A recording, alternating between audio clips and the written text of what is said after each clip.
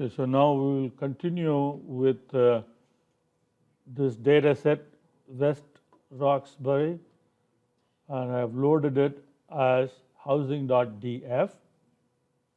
Okay. And we completed up to subsetting. We did subsetting, and we have to start with sampling. So we're done with subsetting, and you can there are commands that you can use to find summary statistics. Okay, the most useful one is just simply summary. Okay. So if you do summary, the data frame's name, that will generate summary statistics for each column. Okay, so like that. So for each column, it gives you the the 5-number summary plus mean. So there are 6 numbers that are generated. The minimum value, the first quartile, so that will be the 25th percentile. I hope you know what percentiles are. Okay. Percentile is when you first sort the data in ascending order, smallest to the largest, and then you go 25% of the way inside, okay, quarter of the way, the value you see is the first quartile. Half the way down is the median, 3/4 of the way is the third quartile, and then of course the end is the maximum value. And then in addition to that, you get mean. Okay. Now, you get that for all the numeric variables, and then when you have a character variable or factor variable, then it gives you a count of how many. So there are 3 possible values for remodeling. There is no remodeling, which is none, old remodeling, so a long time back, and then recent remodeling.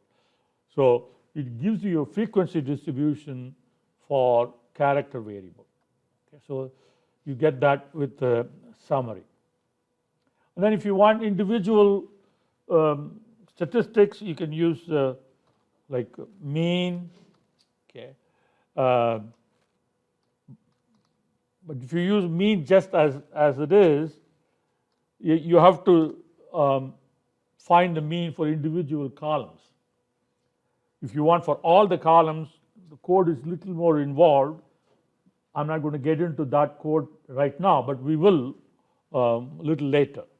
So for now, so mean is that, and then if you want standard deviation, you can,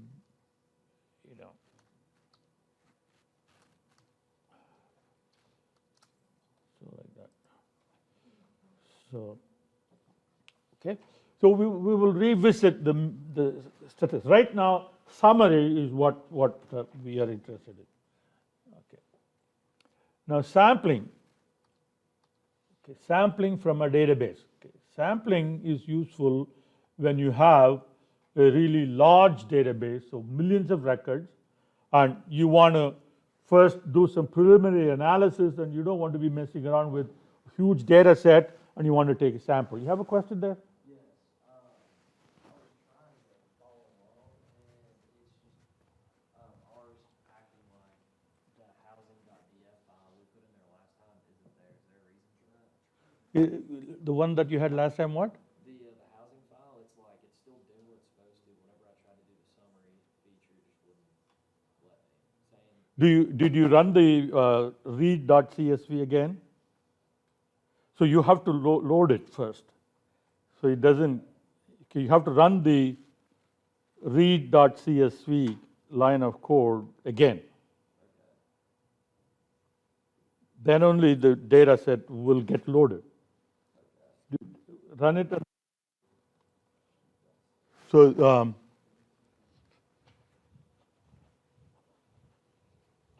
see, when you close RStudio, everything goes. It doesn't save the. So like this one. where did it? So you have to run this line of code, this code chunk again. Okay. And then you do summary.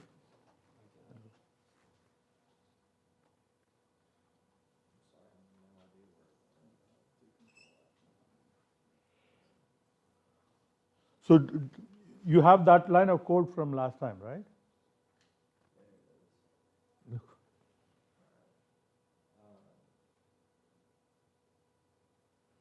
Okay, otherwise, let's do this. Okay, go ahead and make sure that you have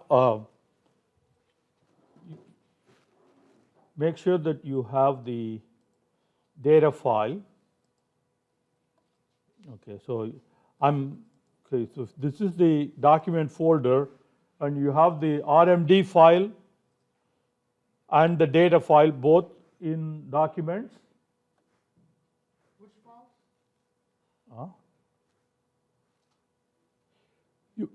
I want you to run this code and make sure that you see housing data frame in the environment. You got it? Okay. So now if you run summary, it should work. You have to download a particular housing DF file? What's that again? Where do we get the housing DF? Because I know you have your own pathway. Yeah, you need to read the file. See, this code you have to run.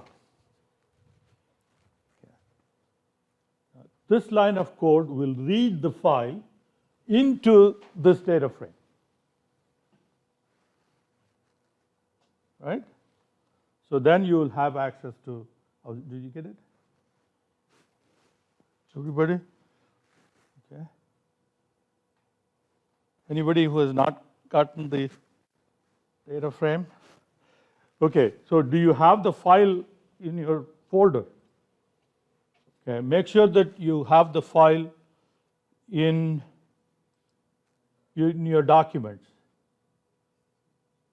Okay, you need to have both your RMD file and the data file in this folder. Then you don't need all of that. You can just read .csv in the name of the file, and it will bring it back for you, bring the data into the environment. All right, now we're going to do sampling. Okay, so sampling, why do we sample? So data mining typically deals with very large data files, and suppose you want to take a sample from that data set and then use that for preliminary analysis. Okay, and that's one of the main reasons. And another reason is you want to split the data into the trained set, validate set, and test set. So you want to sample observations from the data set and then create your samples. So how do we do that?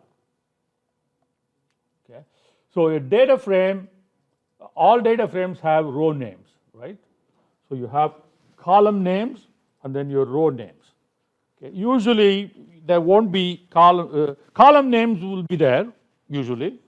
So your data set is not very unlikely to have a row ID or a row name. It's not usual. So R will automatically assign row names starting from 1 all the way through the number of rows in the data set. So that would be your row name. Okay? And then we can use the code sample, okay, and we will look at an example. Then you will select at random, okay, a certain number of, how many you want. You want to sample 1,000, then you say 1,000. Give me 1,000 random numbers. And the random numbers will correspond to the rows you want to select. Okay? So randomly generate desired number of row names and then select those rows from the data set. So that's the procedure. Okay. So now this data set has 5,802 observations, right? Let's suppose that we want to, let's keep it small so we can see what's going on. Suppose we want to select 5 rows at random. At random, you want to select 5 rows. Okay? You want to sample just 5 observations. Okay? So that means we have to first select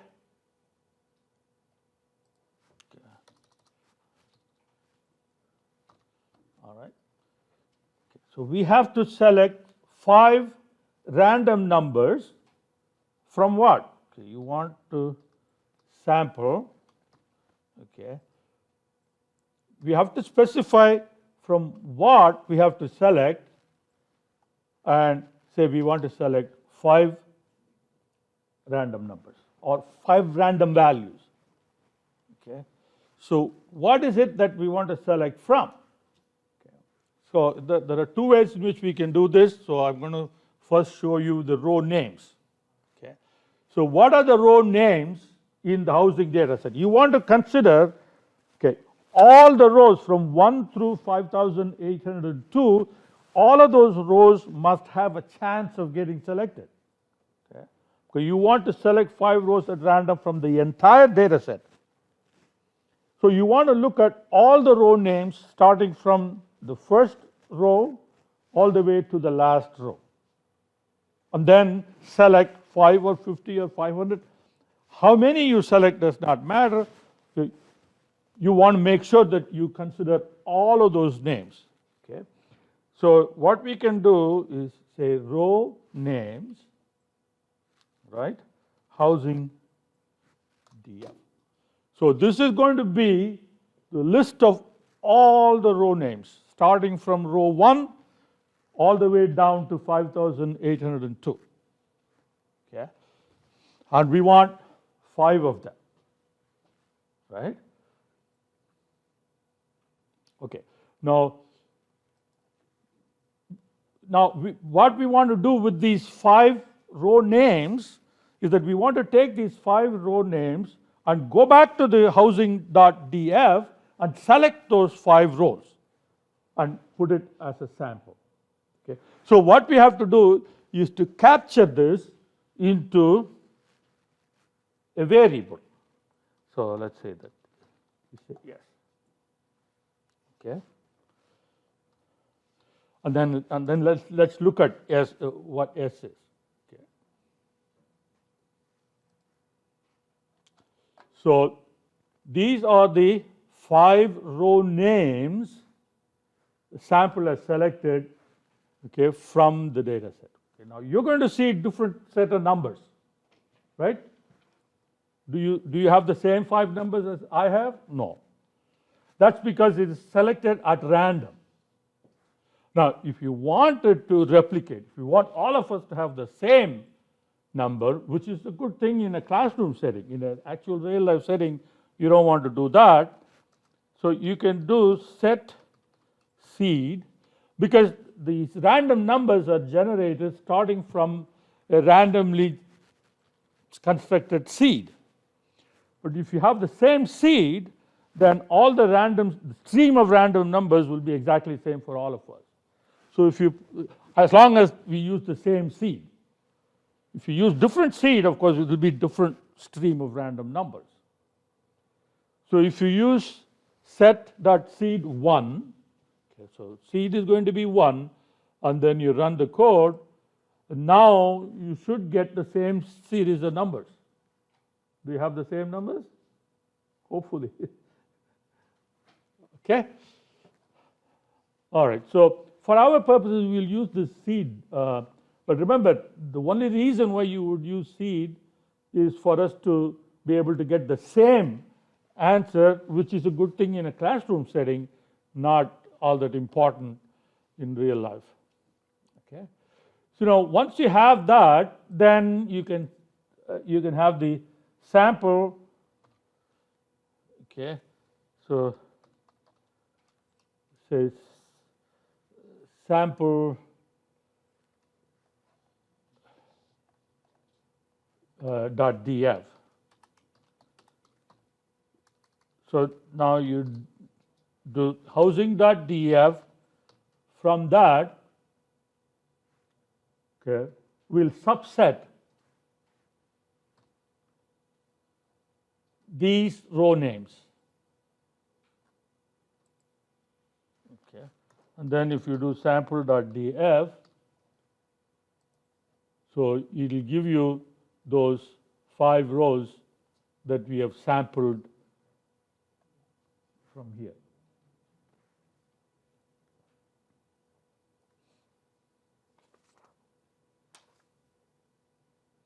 Okay?